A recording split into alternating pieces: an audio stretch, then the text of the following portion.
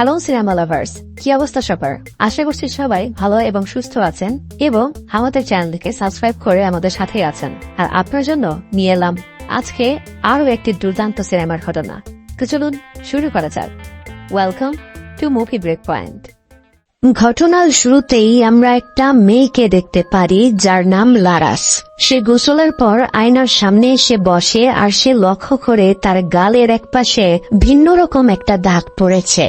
সেই দাগ নিয়ে হালকা চিন্তিত ছিল।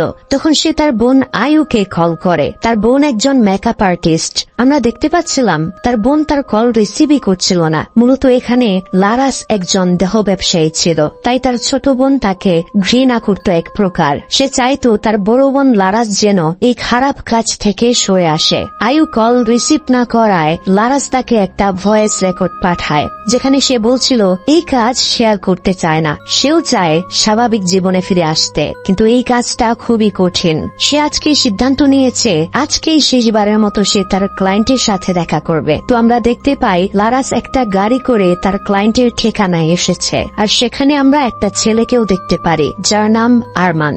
এখানে আমরা বুঝতে পারি আরমান লারাসকে অনেক পছন্দ করত, আর তাদের চেনা জানা অনেক আগে থেকেই। আরমান লারাসকে বলছিল কতক্ষণ সময় লাগবে। লারাস তাকে বলে সময় লাগবে, ফেরার সময় সে তাকে মেসেজ করে জানা দেয়। লারাস যখন ক্লায়েন্টের কাছে যায় তখন ক্লায়েন্ট তার খুব কাছাকাছি আসার চেষ্টা করে। তখন সে ক্লায়েন্টকে থামিয়ে দিয়ে বলে তার পরিবারের প্রতি মনোযোগী হওয়া দরকার, আর এই কাজটা সে আর করতে পারবে না। এসব কথা তখন সেই লোকটি পাত্তা দিচ্ছিল না। সেই লোকটি তাকে বিয়ের প্রপোজাল দিয়ে বসে, কিন্তু সে না করে দেয়। এতে সেই ক্লায়েন্টটা তার প্রতি অনেক রাগান্বিত হয়ে যায়, আর সেই লোকটি তাকে মারতে শুরু করে। লারাস এর মধ্যেই বাঁচার জন্য আয়ুকে কল করে, কিন্তু আয়ু তো কল ওঠাচ্ছিল না। তাদের মধ্যে অনেক ধস্তাধস্তি হওয়ার পর সেই লোকটা লারাসকে ব্যালকনি থেকে নিচে ফেলে দেয়। সে গাড়ির উপরে গিয়ে পড়ে। তার অবস্থা হয়ে যায় খুবই ভয়াবহ। তাকে ভর্তি করানো হয় একটা হসপিটালে। সেখানে আমরা লারাসের সাথে থাকা সেই আরমান ছেলেটি আর তার ছোট বোন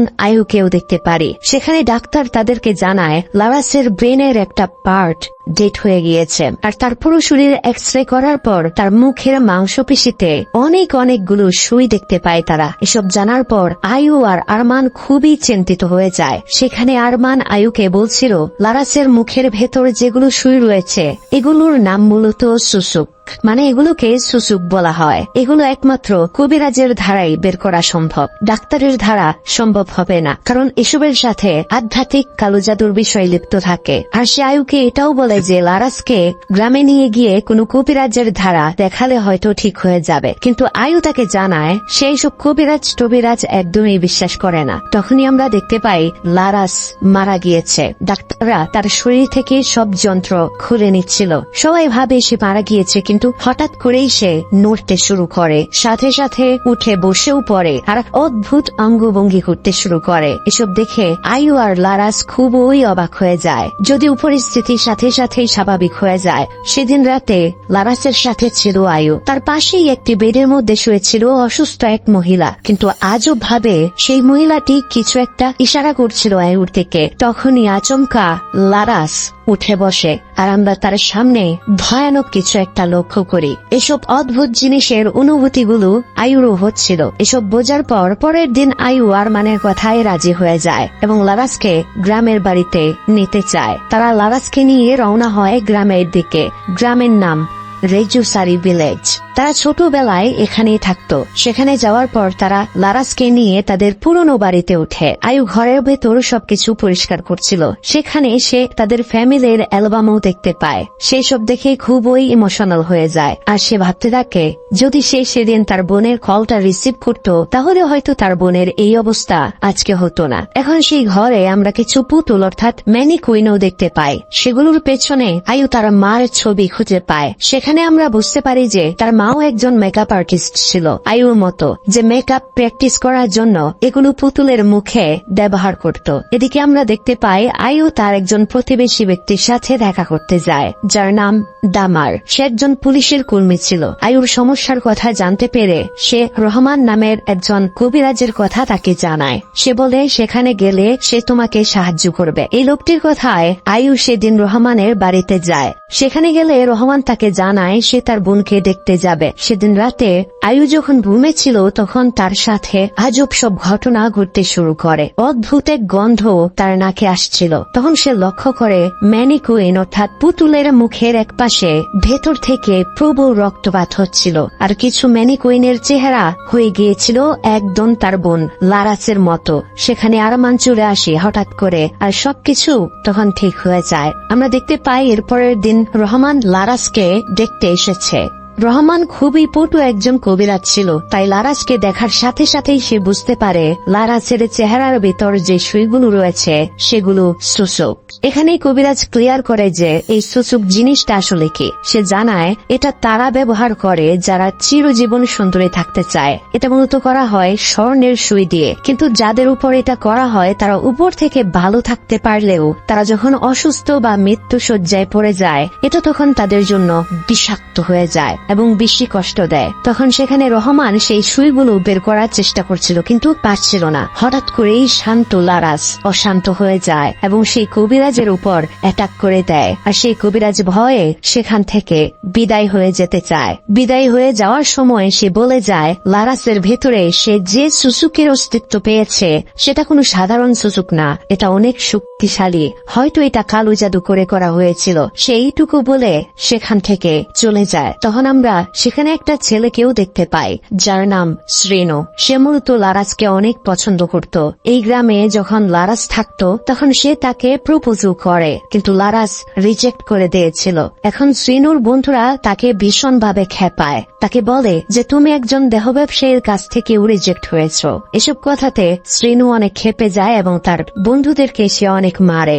সেদিন রাতেই আয়ু ইন্টারনেটের ভেতরে ঘাটাঘাটি করছিল যে কিভাবে সবগুলো সুসুক তার বোনের ভেতর থেকে বের করা যায়। তখন সে একটা মানুষের খোঁজ পেয়ে যায় যে সুসুক বিষয়ে এক্সপার্ট ছিল, তার নাম পারাসিত। তবে সেখানে আয়ুর হঠাৎ করে মনে হতে শুরু করে তার রুমে অন্য কেউ রয়েছে। সে খাটের নিচে কারো পাও লক্ষ্য করে। সেদিন রাত কোনোভাবে কেটে যায়। সকালবেলা আয়ু একটা সংবাদ শুনতে পায়, কিন্তু তা শোনার জন্য সে একদমই প্রস্তুত ছিল না। সে জানতে পারে তার বোন লারাসকে যে কবিরাজ দেখতে এসেছিল কালকে সেই রহমান কবিরাজটি আজ সকালেই মারা গিয়েছে।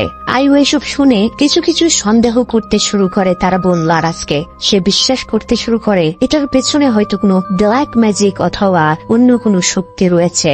রহমান মারা যাওয়াতে সে গ্রামের মানুষগুলো লারাসের বিষয়ে বলা বলি করছিল যে মেয়েটা ভালো নয়, এই মেয়েটা দেহ ব্যবসায়ী, এদেরকে গ্রামে রাখা ঠিক হবে না, এসব বলা বলি করছিল আর কি। এদিকে সেদিন আরমান চলে যায় সুসুক বিষয়ে অভিজ্ঞ সেই পারসিতুর সাথে দেখা করার জন্য। সেখানে যাবার পর পারসিতু সব শুনে তাকে বলে লারাসকে যেন তার কাছে নিয়ে যায় তারা। সেদিন রাতে আয়ু যখন লারসার শরীর পরিষ্কার করছিল তখন সে দেখতে পায় লারসার পিঠে একটা নতুন চোখ বের হয়েছে, যেটা দেখে সে খুবই ভয় পেয়ে যায়। সে বুঝতেই পারছিল না কি হচ্ছে। সে খুব ভয়ে ভয়ে ছিল। তখনই সেখানে আরমান চলে আসায় পরিস্থিতি স্বাভাবিক হয়ে যায়। এরপরের দিন তারা লারাসকে নিয়ে পারসিতুর বাড়িতে যায়। পারসিতু লারাসকে দেখার পরেই বলে তার মুখে অনেকগুলো সুসুক রয়েছে, যেগুলো বের না করলে সে সুস্থ হতে পারবে না, কারণ সেগুলোর উপর এখন নেগেটিভ শক্তি কাজ করছে। এখন একটা রিচুয়ালের মাধ্যমে এগুলো বের করতে হবে। তখন সে আয়ু আর আরমানকে অন্য রুমে পাঠিয়ে একটা পর্দা টাঙিয়ে সেটার ভেতরে লারাসকে নিয়ে রিচুয়াল করতে শুরু করে। সে মন্ত্র পড়তে শুরু করে, কোনো এক শক্তির সাথে যেন তার যুদ্ধ হচ্ছিল। এক পর্যায়ে তো আমরা দেখতে পাই লারাসের মুখ থেকে অনেকগুলো বাদুর বের হয়ে আসছে। তার খুবই কষ্ট হচ্ছিল, যেসব শুনে বাইরে থেকে আয়ু অনেক কান্না করছিল, কারণ এই পৃথিবীতে তার বোন বাদে তার আর কেউ নেই। এদিকে আমরা দেখতে পাই লারাসকে শান্ত করার জন্য কবিরাজ মুরগির রক্ত পান করায় লারাসকে। এখন প্রশ্ন এসেই যায় বন্ধুরা, মুরগির রক্ত কেন খাওয়ানো হচ্ছে? মূলত এখন লারাসের ভেতরে জিন রয়েছে, তাকে শান্ত করার জন্য এটা পান করানো হচ্ছে। অনেক দস্তাদস্তি করে পারসিতু রিচুয়াল শেষ করে। পারসিতু তাদেরকে বলে সে লারাসের ভেতর থেকে সবগুলো সুসুকি বের করতে পেরেছে, শুধুমাত্র একটা করতে পারেনি, যেটা অনেক শক্তিশালী ছিল। হয়তো সেটা জোর করে যদি সে বের করে তাহলে লারাসের পুরোপুরি মৃত্যু হয়ে যেতে পারে। এখন এইসব শুনে তো আয়ু আর আরমান খুবই চিন্তিত হয়ে পড়ে। করে। তারা সেখান থেকে লারাসকে বাসায় নিয়ে আসে। এরপর আমরা দেখতে পাই ধীরে ধীরে লারাস অনেকটা সুস্থ হয়ে উঠেছিল, আর এতে আরমানও খুব খুশি ছিল, কারণ আমরা তো জানি সে লারাসকে অনেক পছন্দ করত আর ভালোবাসত। সেদিন যখন আয়ু সেই গ্রামে বাজার করতে যায়, তখন সেখানকার মানুষজন তাকে যা নয় তাই বলতে থাকে। তারা বলতে থাকে লারাসের জন্যই রহমান কবিরাজ মারা গিয়েছে। তারা আরো এটা বলতে থাকে যে লারাস আর আয়ুর পরিবার এই গ্রামের জন্য একটা অভিশাপ। এখন কি অভিশাপ বন্ধুরা, এটা তো আমরা পরেই জানতে পারবো। সেখান থেকে অপমানিত হয়ে আয়ু চলে আসার সময় তার সাথে রাস্তায় দেখা হয় সেই গ্রামের শ্রেণু নামের ছেলেটির সাথে। আমরা জানি সেও মূলত লারাসকে পছন্দ করত। সে আয়ুকে বলে সে তাদের সাহায্য করতে চায়। আয়ু তখন মানা করে দেয়। তখনই সে আয়ুকে উল্টাপাল্টা কথা বলতে থাকে, যেমন সে বলতে থাকে তুমি আর তোমার বোন আপন না, তোমাদের বাবা দুইজন, কারণ তোমার মাও ছিল দেহ ব্যবসায়ী। এটা শুনে আয়ু অনেক রেগে যায় আর সে শ্রেণুকে চড় মেরে দেয়। তখন শ্রেণু বলতে থাকে আমার কথা বিশ্বাস না হলে তুমি দামারের কাছে গিয়ে জিজ্ঞেস করতে পারো। আয়ু তখন সেখান থেকে সরাসরি পুলিশ কর্মী দামারের কাছে যায় আর এইসব বিষয়ে জিজ্ঞেস করে। তখন দামার তাকে সব খুলে বলে। সে বলে তোমার মা খুবই সুন্দরী ছিল, এই এলাকার অনেক পুরুষ তাকে চাইতো। তোমার মায়ের সাথে একজনের বিয়ে হলে লারাসের জন্ম হয়, কিন্তু তোমার মা বিয়ের পরেও অন্যান্য পুরুষদের সাথে সম্পর্ক রাখার কারণে তার স্বামী রেগে মেগে একদিন তাকে মারতে শুরু করে। সে পাগল হয়ে মারছিল, একেবারে মেরে ফেলতে চেয়েছিল রাত্রিকে, মানে লারাসের মাকে। কিন্তু এলাকাবাসী তখন লারাসের মাকে বাঁচাতে তাকে পিটিয়ে মেরে ফেলে। এদিকে অনেক মার খেয়েও লারাসের মা জব্দ হয় ঠিকই, কিন্তু পুরোপুরি মরে না, কারণ সেও কালো জাদুর সুযোগ ব্যবহার করত আরো বেশি সুন্দরী হওয়ার জন্য। এখন যেমন লারাসের পরিস্থিতি, ঠিক তার মার পরিস্থিতিও তেমন হয়ে যায়, আর তার ভেতরে থাকা কালো জাদুর সুসুকের জিনগুলো তাকে চালানো শুরু করে। সে সময় একটা মহিলা তান্ত্রিক কেউ ডাকা হয়েছিল যাতে লারাসের মার ভেতরে থাকা সব সুসুক বের করতে পারে, কিন্তু সেই মহিলাও অক্ষম হয়। তখন এই গ্রামের সব লোকেদের সিদ্ধান্তে যেন এই গ্রামের কারো ক্ষতি না হয়, এজন্য লারাসের মাকে জ্যান্ত কবর দেওয়া হয়। এসব কথা শোনার পর আয়ু অনেক ভেঙে পড়ে, কারণ সে তো এখন এটাও কনফিউজড যে তার বাবা কে। যাই হোক, সেদিন রাতে লারাসের কাছেই ছিল আয়ু এবং তার চুল আশ্রিয়ে দিচ্ছিল। তখন সে অনেক কিছু ভাবতে ভাবতে সেখানেই ঘুমিয়ে পড়ে। তার যখন ঘুম ভাঙে সে তখন দেখতে পায় সেখানে লারাস নেই। লারাসকে খুঁজতে সে বাইরে এসে দেখে তার মা রাত্রি লারাসকে নোংরা পানি দিয়ে গোসল করিয়ে দিচ্ছিল, যেটা দেখে সে অনেক ভয় পেয়ে যায়। তখন সেখানে আরমান চলে আসে আর সবকিছু আবারও ঠিক হয়ে যায়। এরপরের দিন আমরা দেখতে পাই লারাস আবারও অসুস্থ হয়ে পড়েছে আর তার শরীরের চামড়াগুলো মৃত মানুষের মতোই হয়ে যাচ্ছিল। আরমান তখন আয়ুকে বলছিল চেষ্টা ছেড়ে দেওয়ার জন্য, কারণ এটা হওয়ার নয়। তখন তাদের ভেতরে তর্ক হয়। আয়ু চেষ্টা ছাড়তেই চাইছিল না। তখন সেখানে দামার এসে পড়ে আর সে তাদেরকে শেষ চেষ্টা হিসেবে সেই মহিলার কাছে যেতে বলে যে মহিলা লারাসের মায়ের সুসুক বের করেছিল। তখন আয়ু আর দামার সেই মহিলাটির বাড়িতে যায়, আর বাড়িতে আরমান লারাসের কাছে রয়ে যায় দেখাশোনা করার জন্য। কিন্তু তারা যখন সেই মহিলা কবিরাজের বাড়িতে যায়, সেখানে গিয়ে তারা জানতে পারে যার জন্য তারা এসেছে সে আরো 1 বছর আগেই মারা গিয়েছে। তো সেখান থেকে তাদের নিরাশ হয়েই বাড়িতে ফিরতে হচ্ছে। এদিকে বাড়ির মধ্যে আরমান দেখতে পায় লারাস হঠাৎ করেই একদমই সুস্থ হয়ে গিয়েছে এবং তার কাছে আসতে চাইছে। এখন আমরা তো জানি আরমান লারাসকে খুবই ভালোবাসতো, তাই সেও আর না করতে পারে না। তাদের মধ্যে তখন হারাম সম্পর্ক তৈরি হতে শুরু করে। তখনই সেখানে চলে আসে আয়ু আর অসুস্থ লারাসের উপর আরমানকে খারাপ কাজ করতে দেখতে পায় আয়ু। এতে সে অনেক রেগে যায় আর আরমানকে বলে বাসা থেকে বের হয়ে যেতে। আরমান তাকে অনেক বোঝানোর চেষ্টা করেছিল যে এটা খুব স্বাভাবিক বিষয় না, এটা একটা মায়া, কিন্তু আয়ু কিছুতেই শুনতে চাইছিল না। সে তাকে বাড়ি থেকে বের করে দেয় এবং সে বেশি দেরি না করে দামারের কাছে চলে যায়, কারণ সে জানতো লারাসের শরীরে এখন আর কোনো প্রাণ নেই। অলরেডি তার উপর পোকামাকড়ের বসবাস শুরু হয়েছে। এটা এখন নিতান্তই একটা বডি মাত্র, আর তাকে কন্ট্রোল করছে পুরোটাই কোনো অশুভ শক্তি। এই বিষয়টা সে দামারের সাথে বলে। এদিকে আমরা দেখতে পাই গ্রামের সেই ছেলে শ্রেণুকে, যে তার খারাপ বন্ধুদেরকে নিয়ে আয়ু আর লারাসের উপর প্রতিশোধ নেওয়ার জন্য তাদের বাড়ির বিদ্যুতের লাইন কেটে দেয়। আর এটা রাস্তার মধ্যে আরমান দেখতে পায়, আর তাদের মধ্যে মারামারি হয়। আরমান তাদেরকে সেখান থেকে তাড়িয়ে দেয়, কিন্তু আরমানও এখানে একটু আহত হয়ে যায়। এদিকে বাড়িতে বিদ্যুৎ চলে যাওয়ায় আয়ু একটা কুপি জ্বালায়, আর হঠাৎ করেই সেখানে একটা বাচ্চার কণ্ঠ শুনতে পারে। সে যখন সেখানে লক্ষ্য করে তখন সে দেখতে পারে সেটা কেউ ছিল না, সেটা ছিল ছোটবেলার লারাস।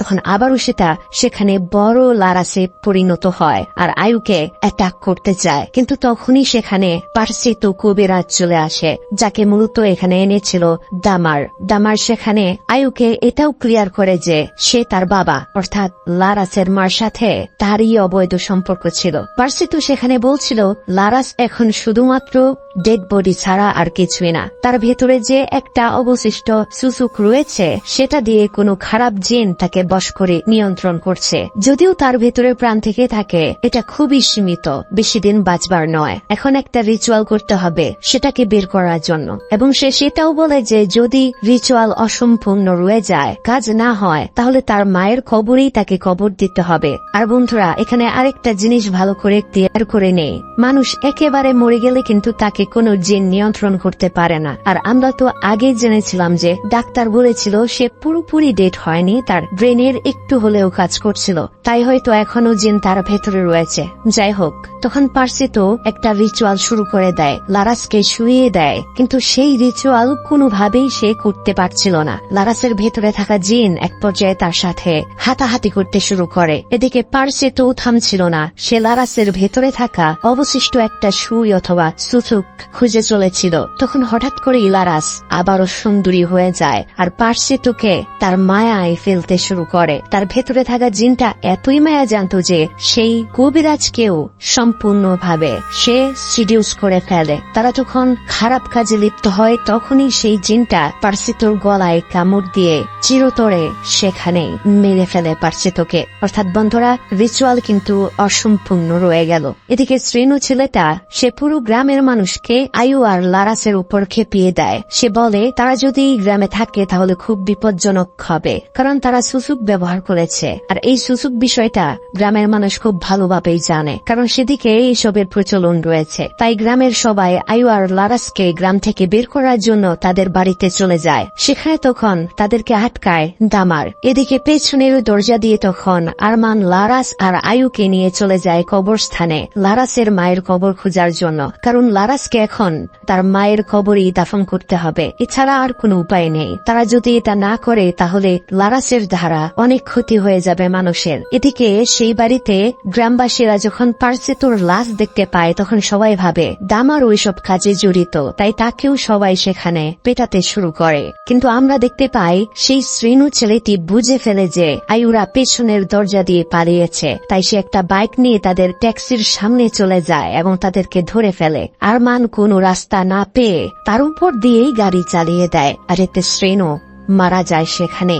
তারা সেই কবরস্থানে গিয়ে পৌঁছায় এবং লারাসের মা রাত্রির কবর খুঁজতে থাকে। তারা একটা কবর খুঁড়তে শুরু করে, কিন্তু কিছুক্ষণ পর তারা বুঝতে পারে যে কবরটা তারা খুঁড়ছে এটা আয়ু অথবা লারাসের মায়ের কবর নয়। তখন তারা আবার অন্য একটা কবর খুঁড়তে শুরু করে। কিছুক্ষণ ঘোরার পর সেখানে ভেসে ওঠে রাত্রি লারাসের মায়ের মুখ। আজব বিষয় কি জানেন? আজব বিষয় হচ্ছে এত বছর পরে ওই মহিলাটির শরীর পুরোপুরি অক্ষত ছিল, কারণ তার ভেতরে এখনো কিন্তু অবশিষ্ট একটা সুসুক বাকি ছিল। এখন এটা দেখে লারাসের ভেতরে থাকা জিনটা আবারও অ্যাগ্রেসিভ হয়ে যায় আর আরমানের উপর অ্যাটাক করে দেয়। অন্যদিকে লারাসের মায়ের কবর এখনো পুরোপুরি খোঁড়া হয়নি। কিছু না করতে পেরে তখন আরমান তার জীবন উৎসর্গ করে দেয়, অর্থাৎ লারাসের ভেতরে থাকা জিনটা তাকে মেরে ফেলে। আর এই উৎসর্গটা সে করেছে এই কারণেই যেন এই জিনের অবসান হয়। তখন আয়ুরও কবর খোঁড়া সম্পূর্ণ হয়। এদিকে আমরা দেখতে পারি লারাসের ভেতরে ভেতরে যে একটু জীবন ছিল আর একটু ব্রেন ছিল, কাজ করছিল, সে নিজেকে স্বাভাবিক অবস্থানে আনে খুব কষ্টে, আর আয়ুকে শেষবারের মতো জড়িয়ে ধরে আর নিজে নিজেই সেই কবরে চলে যায়। যাওয়ার সময় আয়ুর কাছে বলে যায় তাকে যেন সে ক্ষমা করে দেয়। তখন খুবই কষ্টে কষ্টে আয়ু তাকে কবর দিয়ে সেখান থেকে চলে আসে আর আরমানের গাড়িতে সে বসে। কিন্তু তাকে দেখতে মোটেও স্বাভাবিক লাগছিল না, মনে হচ্ছিল সে যেন মানসিক ভারসাম্য হারিয়ে ফেলেছে। তা আমরা সহজেই বুঝতে পারছিলাম। আর এর সাথে সাথেই ঘটনাটির সমাপ্তি ঘটে। এখন যারা বুঝতে পারেননি বন্ধুরা, তাদের জন্য ঘটনাটি আরেকটু ক্লিয়ার করি। মূলত লারাসের মা দুজনেই ছিল দেহ ব্যবসায়ী, আর যে দেহ ব্যবসায়ীটা সব থেকে সুন্দর হবে সেখানেই তো ক্লায়েন্টরা যাবে, এটাই স্বাভাবিক। কিন্তু চিরকাল তো সৌন্দর্য থাকে না। দেখা গেছে অর্ধেক বয়স পরে মানুষের সৌন্দর্য কমতে শুরু করে, আর এই কারণেই মূলত তারা সুন্দর থাকার জন্য সুসুক অর্থাৎ এমন সুই যেটা কালো জাদুর মাধ্যমে নিজের স্কিনের ভেতরে ঢুকিয়ে দেওয়া হয় সুন্দর থাকার জন্য, আর যা করতে সাহায্য করে অনেক অনেক জিনেরা। সুন্দর তো ছিল তারা, কিন্তু তাদের শেষ পরিণতি কতটা ভয়াবহ হয়েছে তাও তো আমরা জানতে পারলাম। ছবির কাহিনীটা ভালো লাগলে আমাদের চ্যানেলটি এখনই সাবস্ক্রাইব করুন। কোন অংশটি ভালো লেগেছে কমেন্টে আমাদের সাথে জানাতে ভুলবেন না। এই ধরনের আরো ছবি দেখতে আমাদের চ্যানেলটিকে সাবস্ক্রাইব করে আমাদের পাশেই থাকুন। দেখা হচ্ছে নেক্সট কোনো গল্পে। ততক্ষণ পর্যন্ত সবাই ভালো থাকবেন। আল্লাহ হাফেজ।